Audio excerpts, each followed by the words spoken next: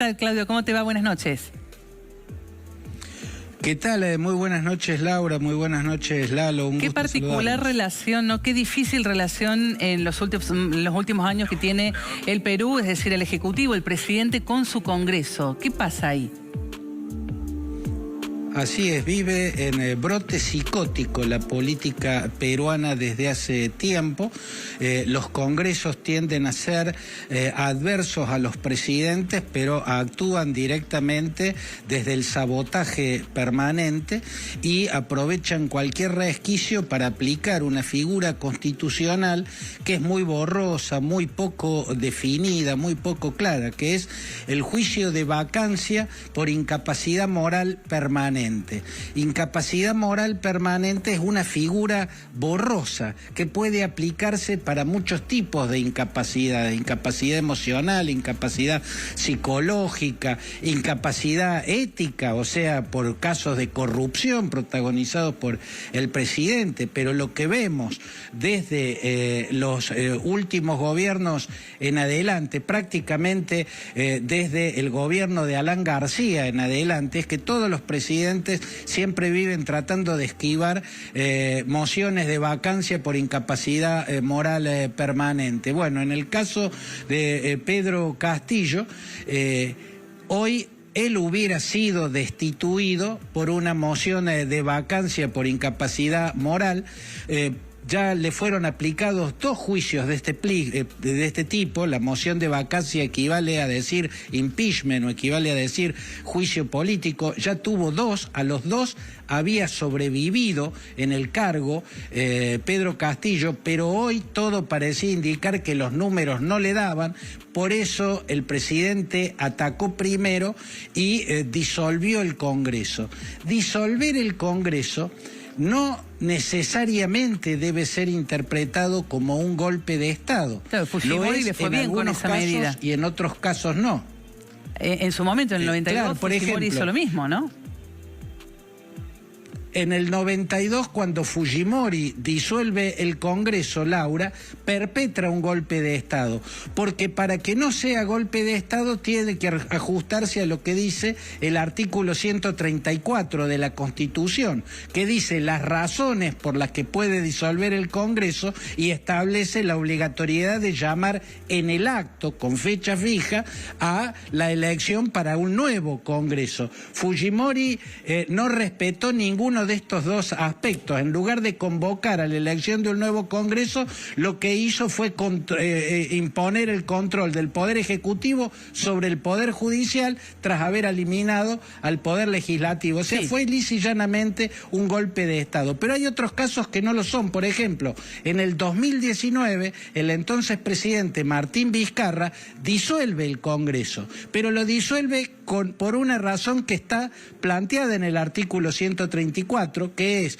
cuando el Congreso te desautoriza, o sea, te niega un voto de confianza 2 veces consecutivas al Consejo de Ministros, o sea, al gobierno, ¿no? 2 mociones consecutivas le negó el Congreso y ahí había una razón objetiva por la que Martín Vizcarra aplicó el artículo 134, pero convocó a nuevas elecciones. Por eso, el de Martín Vizcarra no fue un golpe de Estado. El de Pedro Castillo sí, porque...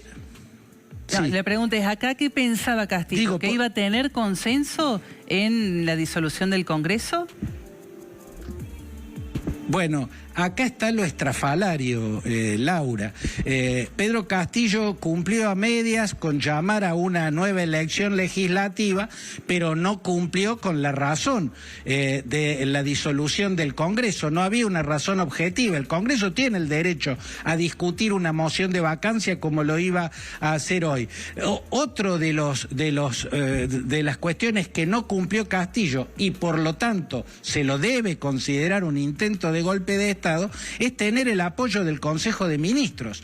Si el propio Consejo de Ministros, o sea, si los propios miembros del gobierno no apoyan una moción de este tipo, entonces el presidente está desautorizado por su propio gobierno. Castillo disolvió el Congreso y antes que pasara una hora ya le habían renunciado 10 ministros denunciando golpe de Estado. Por lo tanto, sin duda fue un golpe de Estado dentro de lo que es un brote psicótico, porque la verdad es que la oposición, en particular el fujimorismo, representado por el partido Fuerza Popular, liderado por Keiko Fujimori, nunca reconoció Keiko Fujimori su derrota, nunca reconoció legitimidad del presidente, nunca reconoció los escrutinios, y la verdad es que los escrutinios legitiman la presidencia de Pedro Castillo, aunque después su incapacidad como gobernante haya sido abrumadora, su colección de negligencias es gigantesca. También es verdad que Fuerza Popular y el fujimorismo todo el tiempo sabotearon permanentemente al gobierno. La política en Perú vive un brote psicótico permanente y habrá que ver cómo lo sobrelleva quien asumió la presidencia. Por primera vez una mujer, Dina Boluarte. Se ha quedado sin apoyo político Pedro Castillo, sin dudas, porque, claro, en la elección que vos decís de Keiko Fujimori, no reconoció la victoria de Pedro Castillo porque eran muy pocos votos los que había de diferencia. Casi era ínfimo. Así es, Lalo. Y al poco tiempo hay que decir también que Pedro Castillo perdió el apoyo del partido que lo convirtió en presidente. Él llegó a presidente como candidato de Perú Libre, que es un partido de base de matriz marxista, liderado por Vladimir Cedrón, ex gobernador del departamento de Junín, que tiene una condena por corrupción.